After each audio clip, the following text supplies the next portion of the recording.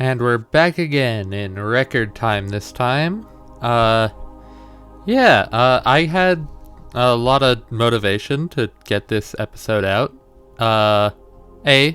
Because like I mentioned before, trying to get this out before the DLC comes out.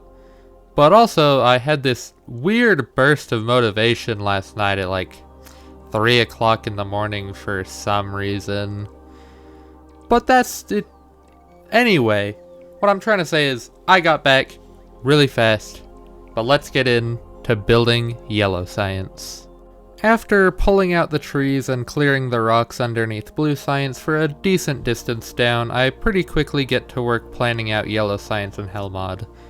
Yellow science is really complicated, at least in comparison to blue science and the things before.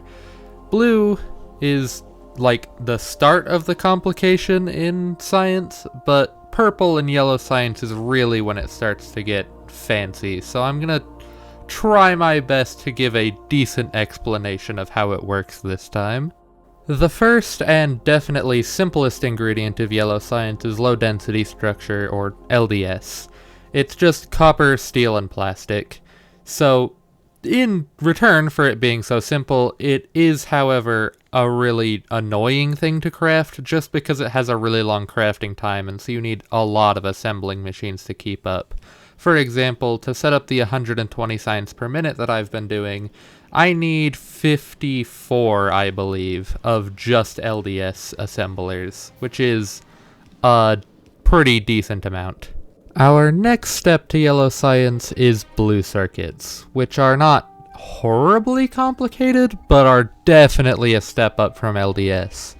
See, they take both our red circuits and green circuits, as well as a little bit of sulfuric acid together to make blue circuits. And it isn't too bad complexity-wise, but it is extremely copper-hungry, which is going to become a problem if we do not upgrade copper, probably, but that's a problem for future me. Last, but certainly not least, is the flying robot frames, which take batteries, electric motors, some green circuits, and steel, which all have their own ingredients, which makes for a bit of a chaotic build, but overall it could have been much worse. Then we just take those 3 items and put them together, and boom, we have yellow science. It doesn't look as complicated on this video, I'm realizing, or maybe it does, but I don't know. It was a bit complicated, compared to blue at least. I've done it a few times, so it's not too bad, but it is a bit of an expansive process. With how I did this, we didn't get very much good footage of it, and so I then decided to take everything out of it so I could get a nice time-lapse shot of it all just filling up from scratch. And it took like 5 hours because I ended up tearing the entire thing down and putting it back together to make that work well. But hopefully it was worth it. So here's that.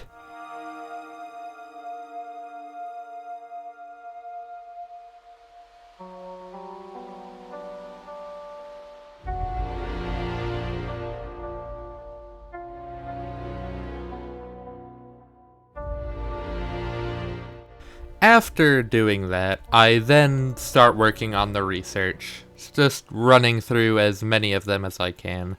There is not a ton of yellow science, since a lot of the sciences with yellow science also require purple science, but the ones that it does unlock are really good, especially logistics system, which is the one that I was kinda aiming for in the first place. While a decent amount of my time at the start of the research slam was just spent watching it go, I did have to move over to set up some more solar as we were running dangerously low on power, even running out a couple times, and also to repair the walls a few times because the biters just will not stop. And while I did consider just standing by and watching the rest of the research go, some of the researches were pretty big, and also military science was starting to fall very much behind due to a pretty massive coal shortage. So I went over to the east wall and expanded the wall up to cover a coal patch that was just right above the wall, and added that into our coal system to hopefully keep a bit better on the military research, because there is a lot of those in the yellow science. And after setting that up and deciding that I was just gonna let the rest of the researches go in the background, since most of those researches with the military science were just increasing damage of things we already had, except for the artillery and uranium bullets, but we'll get to those at some point later. I decided to start working on one of the big points of today, which is the bot mall, and start handcrafting my first requester chests. To start the bot mall, I set up these 4 assembling machines to set up the main logistics chests that we'll need for it. The storage, passive provider, buffer, and requester chests, which are the main ones we're going to use. Active providers can be used and are actually used somewhere else later, but are definitely the least common for me. Though, even though I have requester chests going into these machines, they're not actually useful if the logistics network doesn't have access to the materials that it needs. So, I set up assembling machines to make the different materials for the logistics spots, and then I set up passive provider warehouses and storehouses on top of the buses in order to have the raw resources from the buses available to the bot mall to be used. And now that the bot mall is kinda working, I just start adding more things to it. Whenever I need something, I can just add it and whatever materials aren't already being made in the bot mall to some assemblers and add the requests to the requester chests, and they will just make everything that I need. Throughout doing this, I kept having to run over to one of the corners of the base and replace its turret over and over and over again, and after getting a bit tired of that, I decided to go on a slight killing spree to just clear some of the biters away from the walls for a bit, just so that I don't have to deal with it for a while. But after dealing with that slight annoyance, I start setting up some storage area in the mall, just so that if there's some extra blocks and bobs that it needs to put away, whether from deconstruction or getting rid of other things, it has somewhere to put the excess stuff that it finds. Now, I'm not going to talk about everything I put in the bot mall. It's pretty much just all the things I had in the other mall and a couple extras. But one thing that I do put in the mall that I'm going to take note of is I do add a way to make bots and deploy bots automatically into the network, which is helpful to just have the swarm steadily get bigger without me having to constantly make more in my own handcrafting queue, because that's not automated, and automation is cool. After this, I make a bunch of roboports to put near the walls so that this base can maybe at one point be fully repairable on its own, so I don't have to keep replacing the gun turrets on my own. But it is going to take a lot of roboports, so it's not finished. I also add a bunch more radars around the walls to make sure I can see everywhere, because there's a lot of gaps in radar coverage, and it's not a big deal, but it's just slightly obnoxious.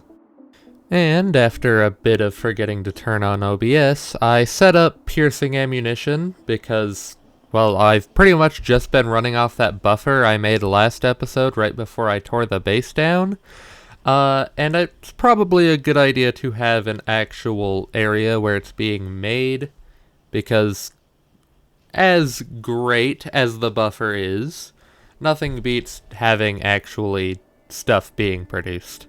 So I quickly set up a couple areas to make piercing ammunition to go on the belt around the base, making me properly defended again. And speaking of fixing potential errors that might come up but probably aren't that big a deal, I also set up requester warehouses and storehouses on the bus to pull extra raw resources out of storage and back onto the bus, just in case they get lost in there somehow. And remember when past me said, but it is extremely copper hungry, which is going to become a problem if we do not upgrade copper probably, but that's a problem for future me. Well, I hate past me, but past me was right. So it's about time I start setting up that extra copper mine, so I start looking for a new copper area after making myself some personal Roboport Mark IIs to make construction go a little bit faster, because I'm gonna need to make another wall. And while this wall was initially just made to enclose the copper patch over there, it ended up just being used to cut an entire section off because I realized I could just bring the wall down to the lake and it would pretty much be an unstoppable barrier because biters can't cross water. So it ended up actually becoming a pretty huge expansion to my base overall instead of just the copper outpost wall.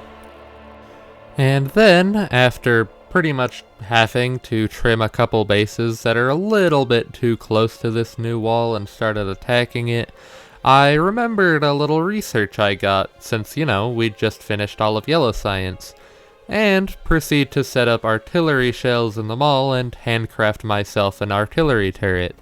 This will be used later. But real quick before I test out my new mega cannon, I do have to set up that copper mine because that was kind of the whole point of that wall expansion in the first place, so I do that real quick. But before you know it, I'm down by the south wall putting down the artillery turret because I just had to. The artillery turret is just really good because you have this little remote where you can point at nests and suddenly they're no longer there.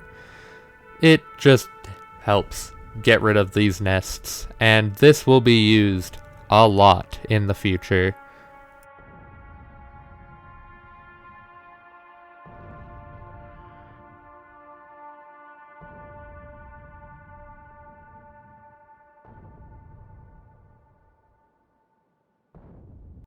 But after that, and working on the bot mall a bit more, I head over to the nearby lake and set up my own personal explosives area, mostly for use in making cliff explosives, as I'm about to try and expand solar a bunch, because I do not trust our current solar panels to last too much longer. And so, with some cliff explosives on hand, I head into the new expansion and put down my first real solar panel blueprint. This is a solar panel blueprint that covers the logistics area of 4 roboports put next to each other, and it's one that I've used personally a few times and made myself, and it works pretty well, and I do believe it is better ratioed than the other one, but I haven't actually checked, so I don't really know, but all I do know is that it gives me a lot of power, and that is what I'm gonna need. I end up setting up 2 of these down here just to make sure we're in the clear, but I also end up having a bit of problems with my personal power and my power armor, and so after I get home I make myself a portable fusion reactor and also upgrade some of my batteries to Mark II, and also give myself an exoskeleton so I can move a little faster. And, a little bit after that, I see that a pipe has been broken up at the oil outpost, so I decide to head up there and give it some replacement supplies, and also decide, hey, might as well slap the artillery turret up there also, because there's quite a few bases kinda close to it, so might as well give the artillery turret more things to do, right?